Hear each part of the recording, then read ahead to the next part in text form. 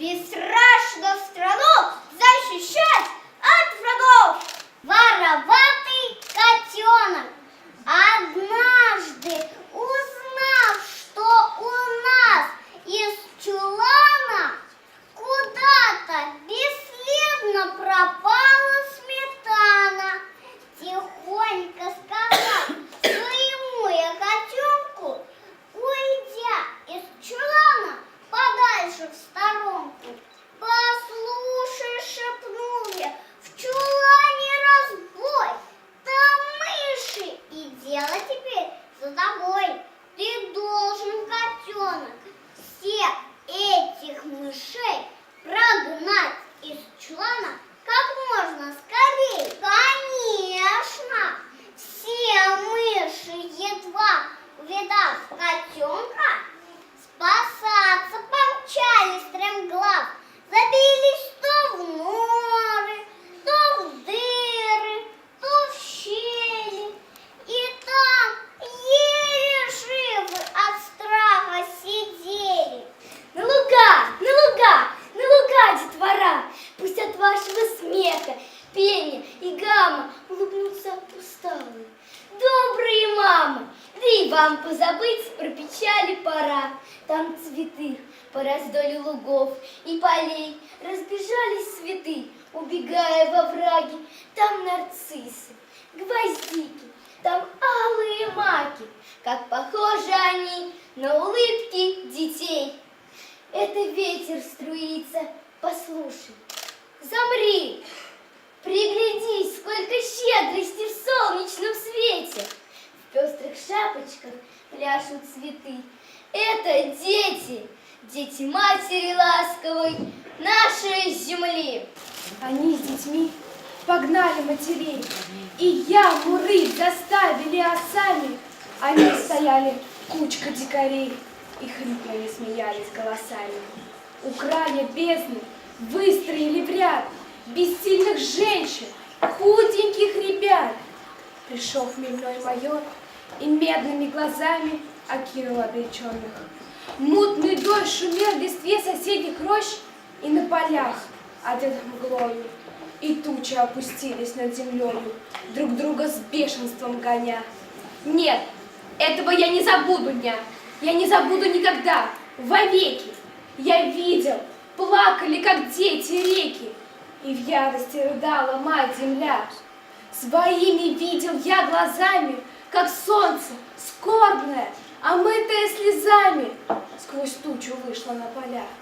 В последний раз детей поцеловала. Последний раз. Муса Джалиль, платочек. Платочек в руку на прощание положила мне моя дочь. И вот его к открытой ране прижал я, чтоб не била кровь. Отяжелел платок даренный, от крови стал горячий ал.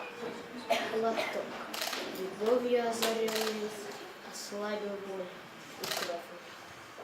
Я шел на смерть за счастье наше и не боялся ничего, пусть кровью мой платок окрашен, но я не запятнал его. Муса Джалиль, дуб. При дороге одиноко дуб растет тысячелетний.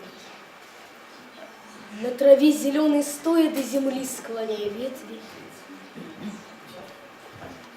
Легкий ветер на рассвете между листьев пробегает, будто время молодое старику напоминает. И поет он малышам про безвестного кого-то, кто вскопал впервые землю, проливая капли пота, кто зажег в нем искру жизни, кто такой, откуда родом, государем был великим, полеводом, садоводом. Кем он был, не в этом дело. Пот его в земле от века, труд его в стволе могучем, дуб живет за человека. Сколько здесь прошло народу, проходившим счета нету. Каждый слышал песню дуба, каждый знает песню эту. Муса Джалиль, неотвязные мысли.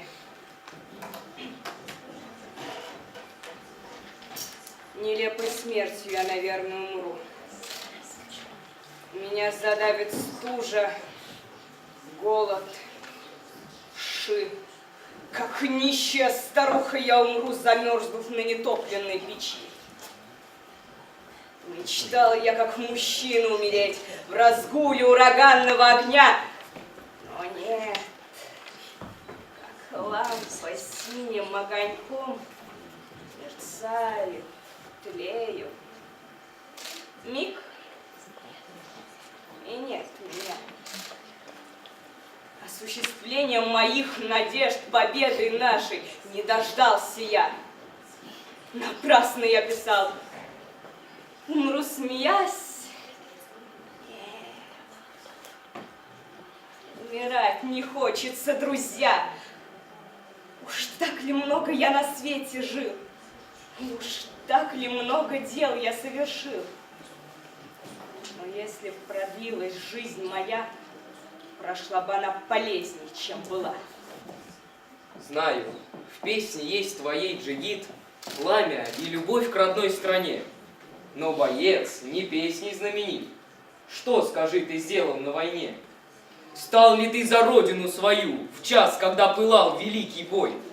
Смелых узнают всегда в бою, в горе проверяется герой. Бой отваги требует, Джигит. В бой с надеждой идет, кто храбр. С мужеством свобода что гранит. Кто не знает мужества, тот раб. Не спастись мольбою, если враг нас возьмет в железный плен оков. Но не быть оковом на руках, саблей, поражающей врагов. Если жизнь проходит без следа, в низости, в неволе, что за честь? Лишь в свободе жизни красота, лишь в отважном сердце вечность есть. Мусаджали, прости, Родина.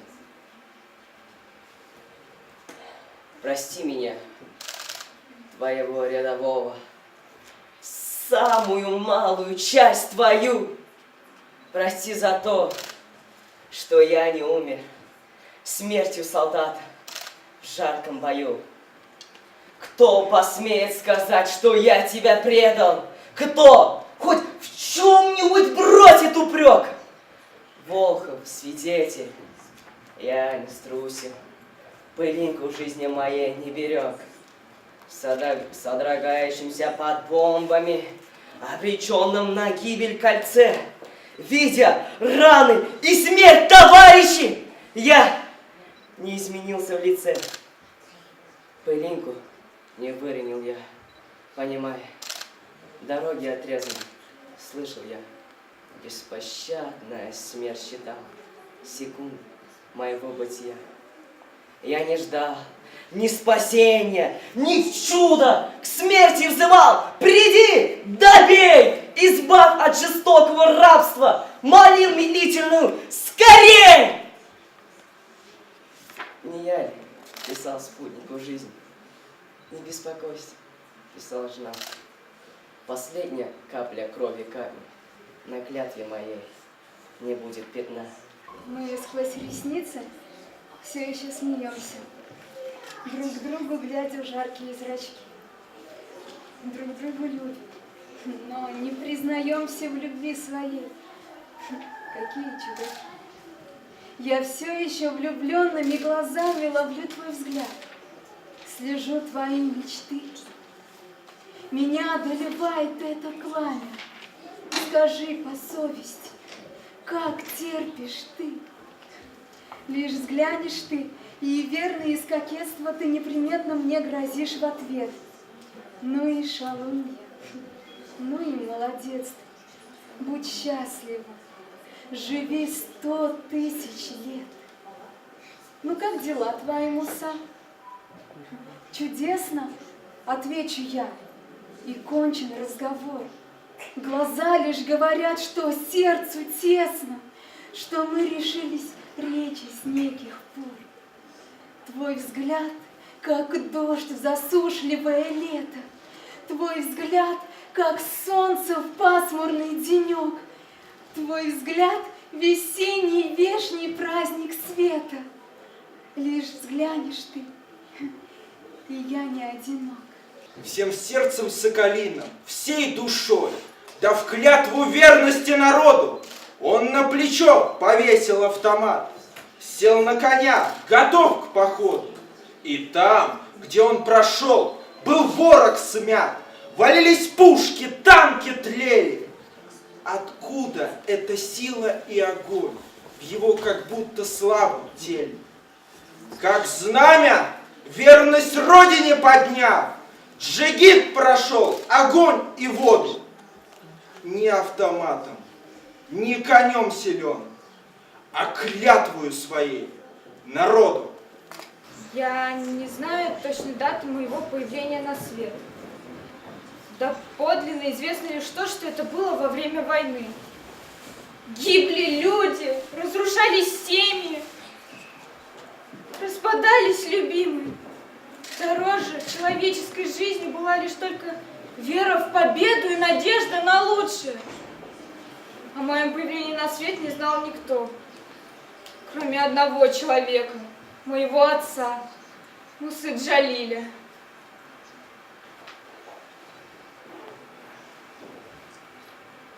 Я появилась на свет, когда многим его друзьям и соратникам нужна была поддержка. Через строки моих страниц поделился надеждой с другими.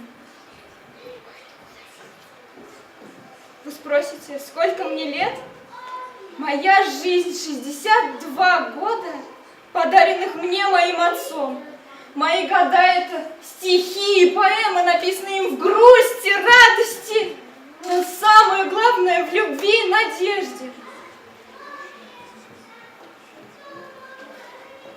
Некоторые из моих листов даже не подшиты, а просто вложены в меня.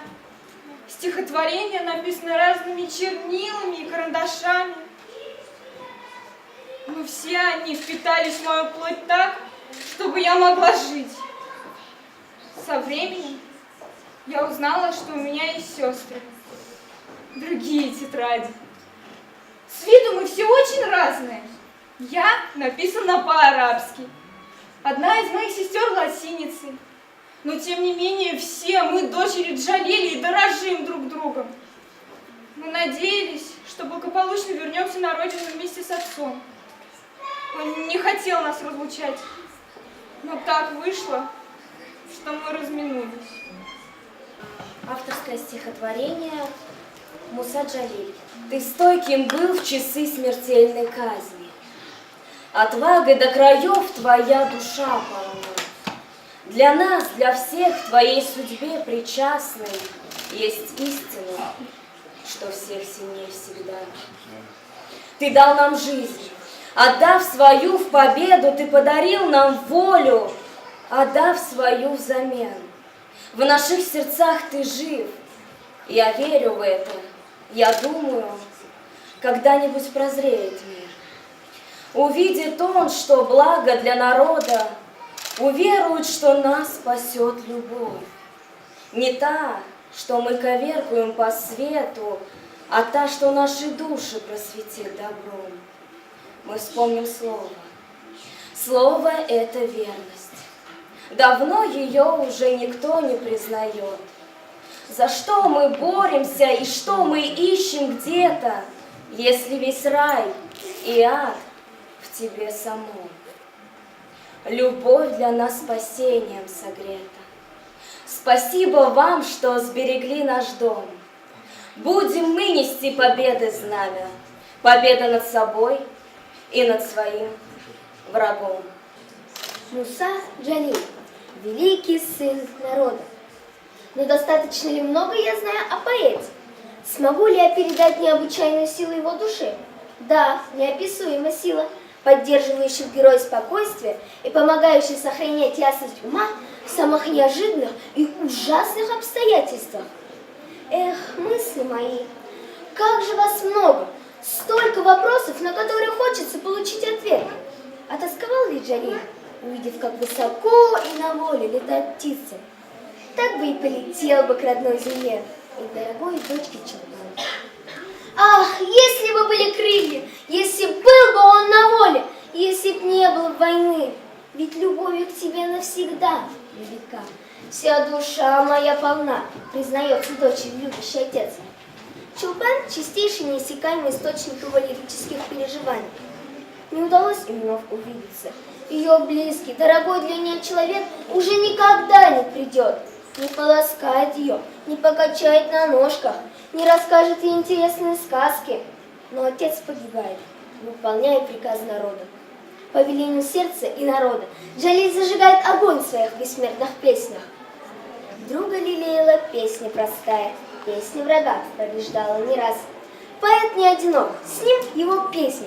Соотечественники, друзья и соратники ждут от него слова вдохновения.